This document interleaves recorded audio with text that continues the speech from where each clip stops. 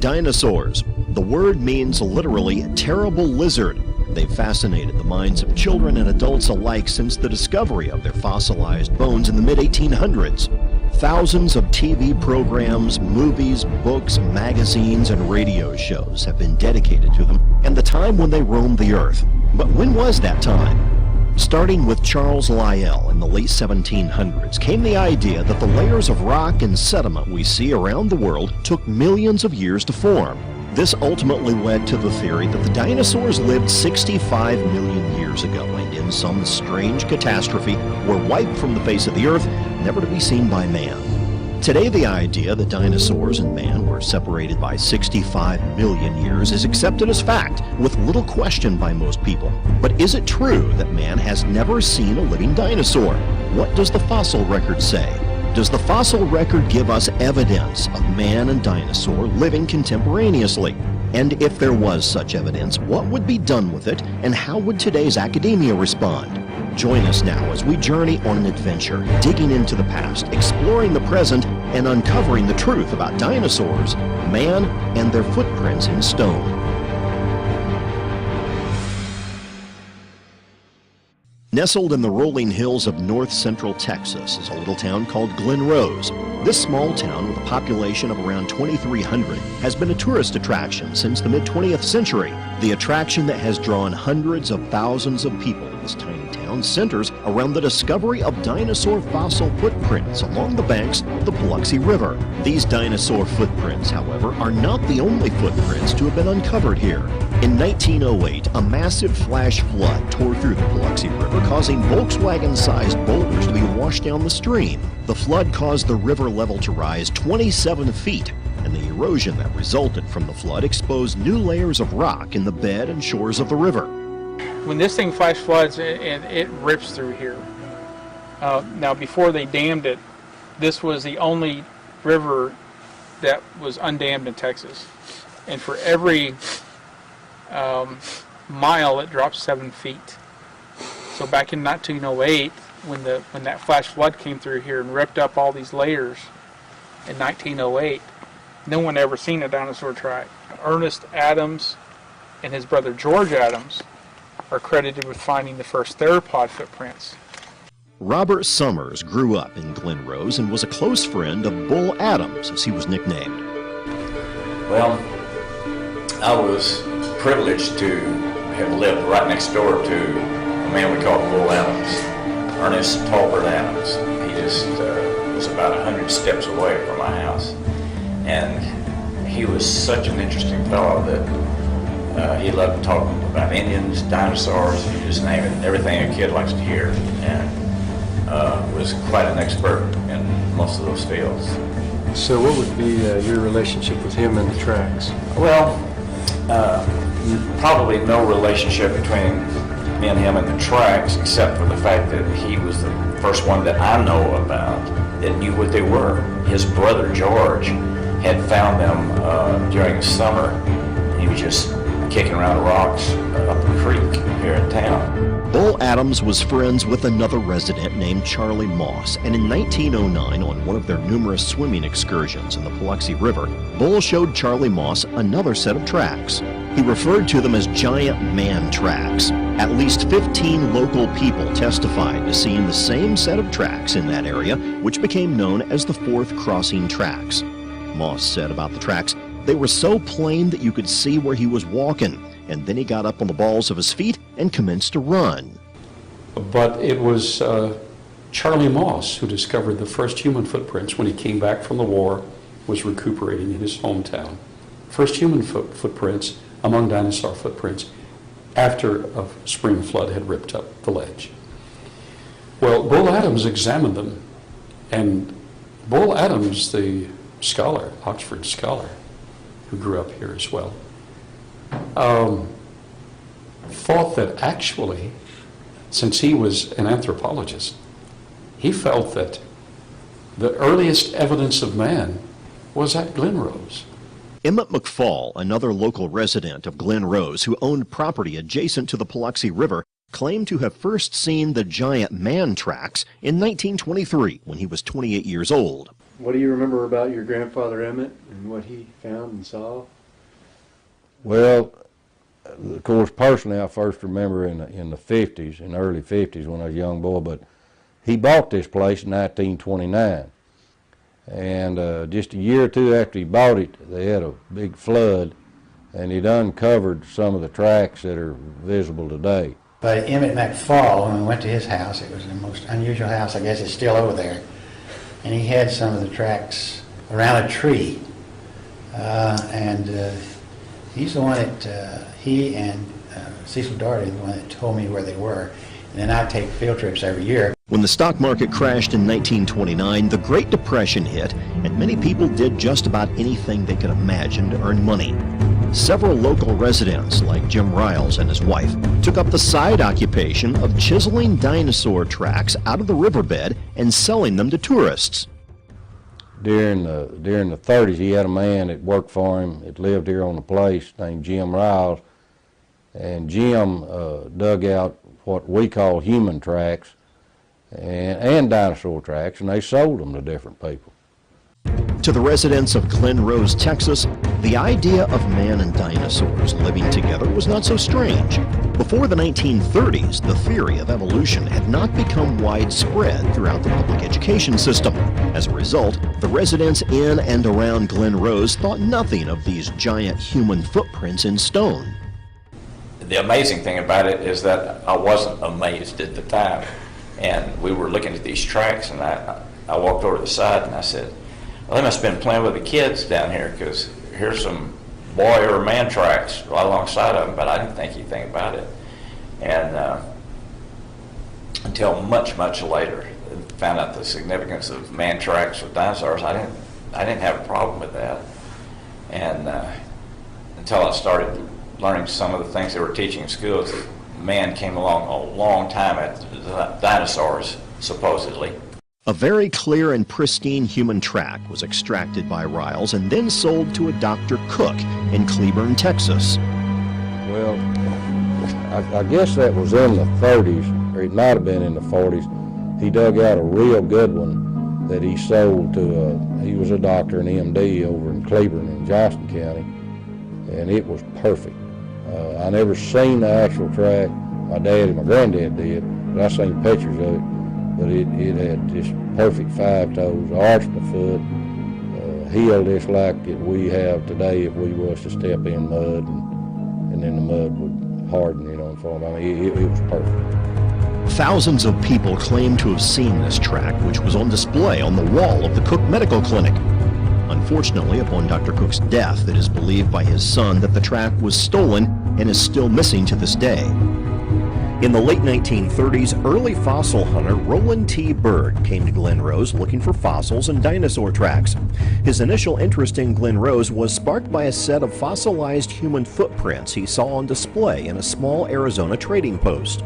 Byrd was quoted as saying this in Natural History magazine, quote, "Yes, they apparently are real enough. Real as the rock could be.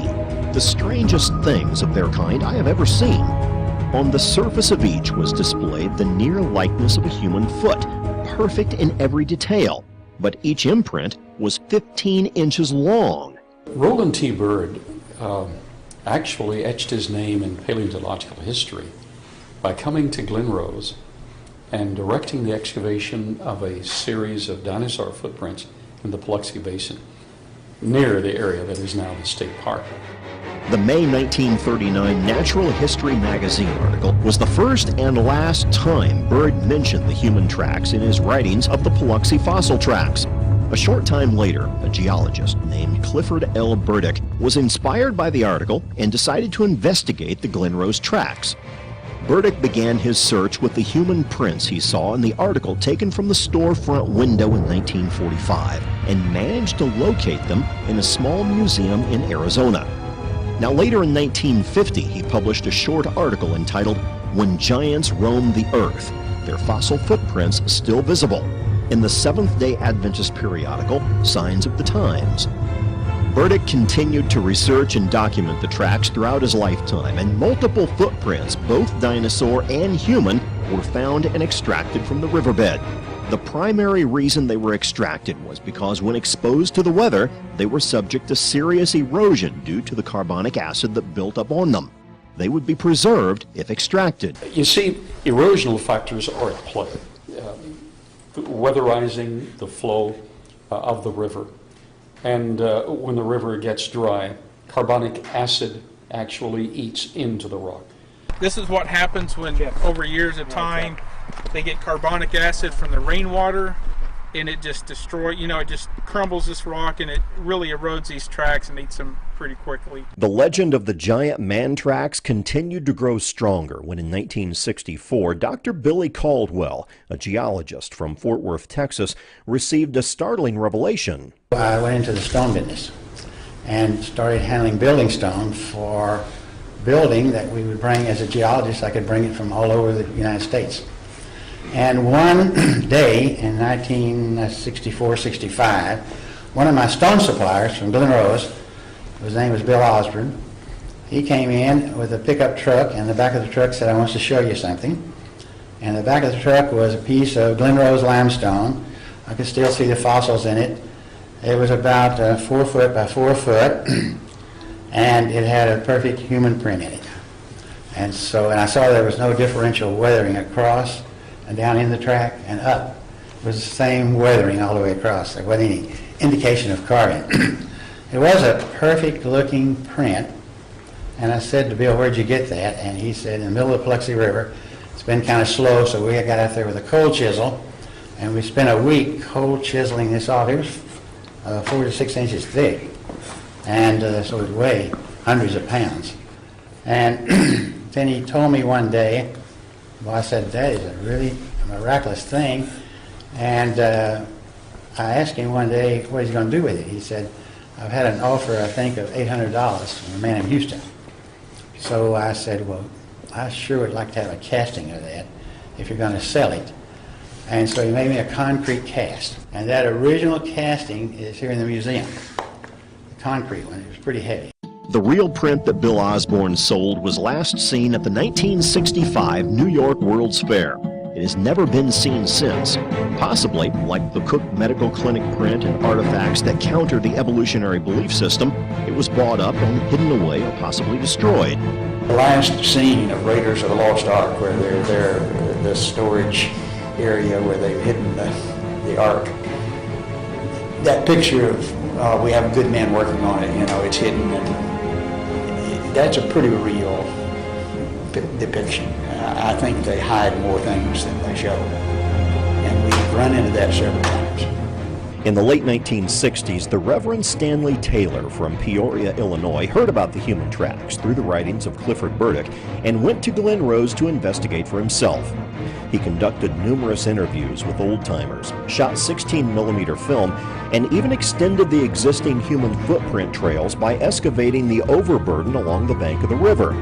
Fresh new human and dinosaur tracks were found in the same rock layer next to each other, and one of the trails was named the Taylor Trail after its discoverer. A film called Footprints in Stone was made using a 16mm camera and released in 1972. This film showed numerous people putting their feet in the tracks with a near-perfect fit.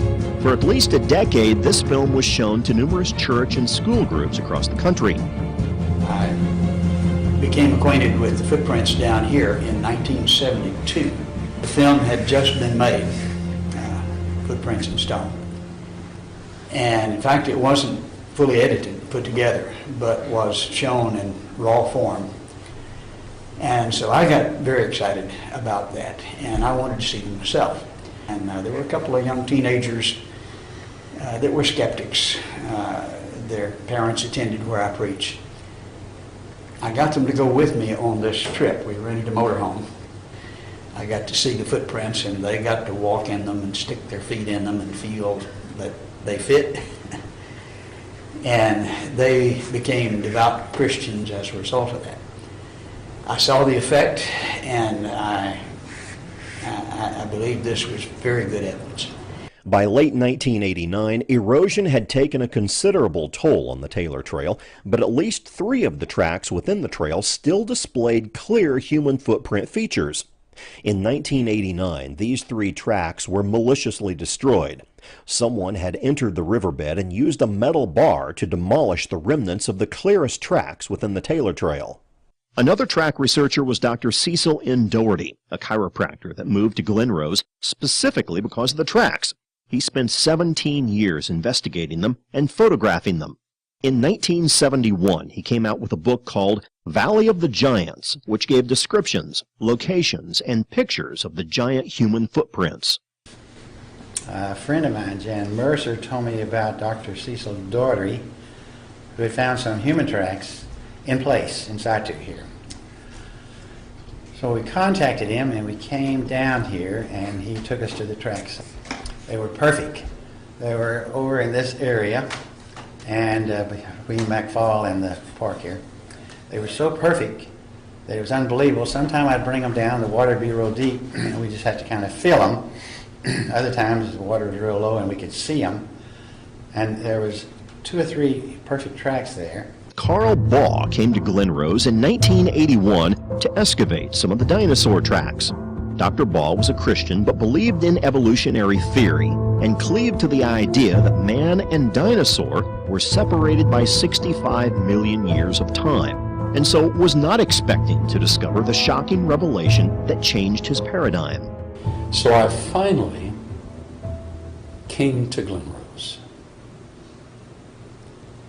I was completing the Master's in Archaeology. I had referred to the possibility that there were human footprints among dinosaur footprints. So my mentor, Dr. Clifford Wilson, said, if you're going to refer to that, I'm assigning you an actual excavation. You'll need to go to Glen Rose and perform an actual excavation. So I got volunteers and did. At that point, I still personally held to the long ages. I accommodated the dinosaurs in the Mesozoic era of the past, and I felt that there was some substantiation to the geologic column. And then I came to Glen Rose, performed the excavation, and to my absolute amazement, after excavating 19 dinosaur footprints, at the end of that slab, as I excavated through the clay, there was not only a dinosaur footprint, but 17.5 inches from the dinosaur footprint, there was a 16-inch human footprint. Now that blew my mind, because my paradigm didn't accept that. In 1984, Dr. Baugh obtained another print from the Paluxy through Clifford Burdick, a geologist from Tucson, Arizona. Clifford Burdick, geologist, actually bought 2 prints way back in probably the 1950s in Arizona. He sent one to an Adventist college in the east. They sectioned it, and the laminations were not all that clear. He kept the other.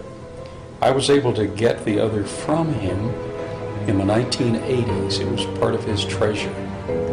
I was able to get it from him, to purchase it. That came from Paluxy. It came from the Paluxy. It came from the area on 67 where the bridge crosses 67. And it was excavated there. Okay. As they were building the bridge, cut it for the bridge. The most recent human footprint finding from the Paluxy River was in 2002. A resident of Stephenville, Texas, and amateur fossil hunter Albus Delk was walking along a tributary of the Paluxy River when he came across a fairly large fossilized rock with a dinosaur footprint in it. The rock was lodged between several other rocks, and after about 45 minutes of work, he was able to get the slab loose. He took it home and stored it with the rest of his other fossil findings that he had accumulated through the years. The rock remained uncleaned and stored in his collection until 2008, when he decided to sell some of his fossils. In preparation for selling the rock fossils, he took a soft brush and started to clean the dust and dirt off the slab when it revealed an amazing discovery. Within the tip of the dinosaur footprint was the outline and shape of a human foot. The rock clearly displayed all 5 toes, instep, and heel partially penetrated by a 3-toed theropod type of dinosaur. Here we have a human footprint, 11.5 inches in length, same length as the O.W. Willett print. This was discovered by Alvis Delk. Human footprint stepping first. Stepping on and intruding into the human footprint is an Acrocanthosaurus dinosaur footprint. Notice some of the mud was consolidated in the human footprint, and the dinosaur actually pushed it up into the human footprint as he moved forward.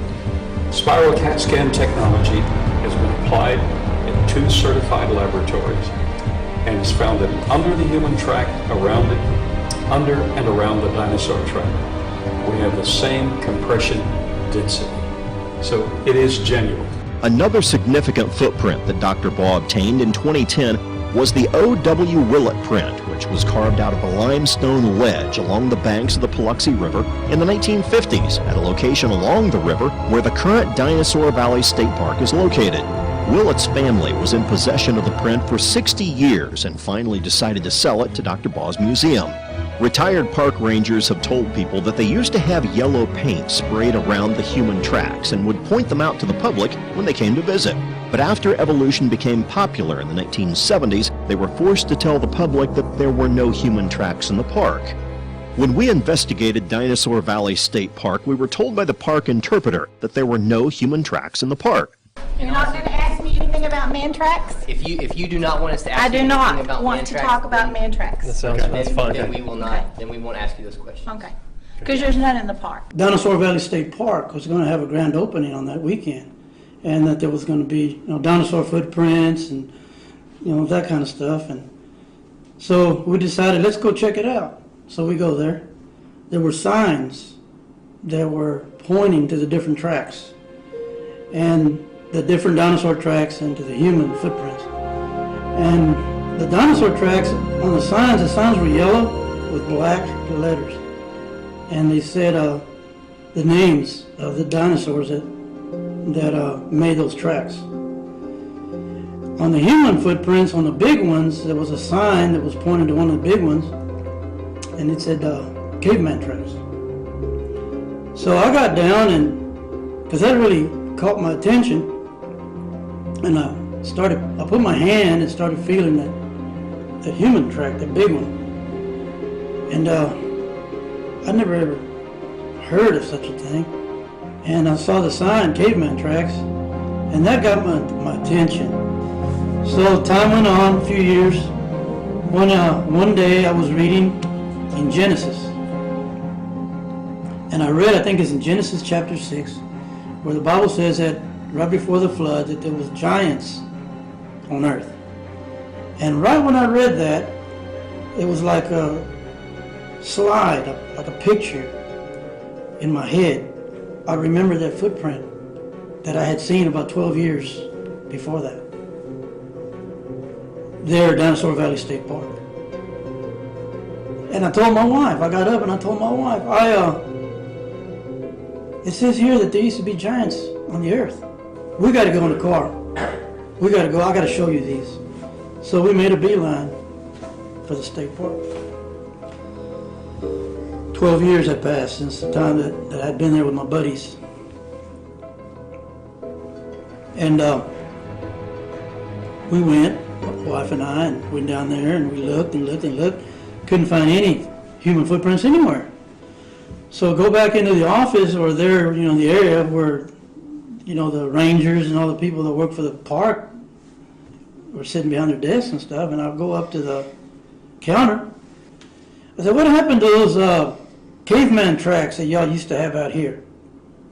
And they all looked at me and they didn't say anything. I said, what happened to the human footprints and the caveman tracks that you used to have here? And someone spoke up and said, we never had anything like that out here. I said, oh yes you did, back in 1972. I saw them and my buddy saw them. No, we've never had anything like that. So I left, and we were in the parking lot, but there was an elderly gentleman that was inside, and I didn't notice him, but he followed me outside. And he stopped me in the parking lot. And he said, pardon me, sir. And I said, yes. He said, I heard what you were saying inside. I heard what you were asking those people in there he pointed to it's kind of wooded around in there. It's hilly and wooded. He pointed to the woods, and there was a building, a small building like a shed. And he said, those signs that you said you read, caveman tracks and the dinosaur names that were on those signs, he said, they're in that shed, there in the woods. That shed, you see it? I said, yeah, I see it. He said, those signs are in that shed. And I asked him, how do you know? He said, I put them there. And I said, you put them there? He said, yes, I put them there. He said, I used to work here back during that time that you're talking about. And I asked him, I said, well, what happened? And he said, well, they took the signs out and they took the footprints, they took them out.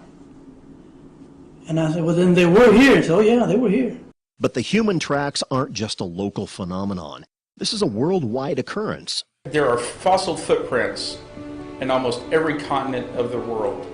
We find them in Asia, we find them in Africa, South Africa, we find them in France, Italy, Australia, Mexico, Central America, Nicaragua. Some of the footprints here locally are in Glen Rose. We also find them in Tennessee and in Kentucky, in Oklahoma, in Utah, in Arizona, in Colorado. And so this isn't really isolated to Glen Rose. These fossil footprints can be found on a global scale in many different parts of the world. There are two more sites in Texas, down near Sonora, Texas. There's a site where there are 5 in a right-left pattern. They were discovered in the 30s. A&M came down and studied them and documented them and photographed. I have their photographs. They're much more spectacular now, but they're still plain. 2 or 3 of them are just spectacular. In Cretaceous limestone. That's down at the southern extreme of the state. On the northern extreme, up in the Panhandle, you have another track that was there displayed in the courthouse of Stinnett, Texas, and it was there on display for years. It caused so much controversy that the fellow that owned it actually removed it, and it's in his home now. But there were actually initially 9 tracks, and in '52 they were in the newspaper. We have the newspaper articles of these 9 tracks. Well, one of them has survived. We've learned the location of at least one other. Another amazing track that was found in New Mexico can be seen here. We had a mining permit at the time. We had a permit to be there and a permit to excavate. But you have to pass through about 5 different ranches in order to get to the spot. And the fellow that owned the ranch adjacent to the property, I mean, this was BLM property, the Bureau of Land Management, was not his, but he thought it was his. And we had the paper, the permit. He had a shotgun. And the shotgun trumps the paper every time. We had to leave. But we did get it well documented with cast and photographs, stereo photographs. We did not get the track. In 1968, amateur fossil collector William J. Meister discovered the fossil of a human footprint. When Meister first found the print, he took it to a geologist to examine it. The geologist offered him $250,000 for the print. Meister asked, "What are you going to do with it if I sell it to you?" The geologist responded, "I'm going to destroy it. It destroys my entire life's work as a geologist." They say a picture is worth 1,000 words. That statement has never been more applicable than in the human footprint controversy. Dr. Patton, in his lifetime of expeditions, has experienced numerous attempts to block, stall, and hinder the finding of the truth regarding man and dinosaur living contemporaneously. When you're messing both with their science and their religion, naturalistic religion, you really raise the ire, and the viciousness is more than is imaginable.